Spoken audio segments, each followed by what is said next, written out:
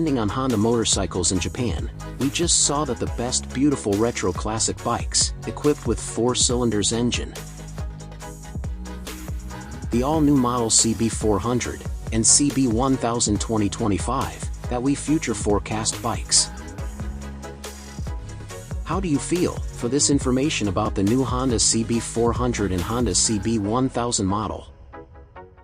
And both of these models are scheduled to be released around the fall of 2024, with a release date of 2025 future forecast. So we estimate that there is an 80% chance that it will actually be released, depending on news of motorcycles web in Japan country.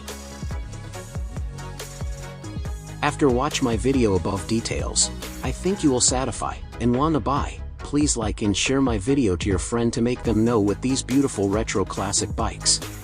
4 cylinders engine.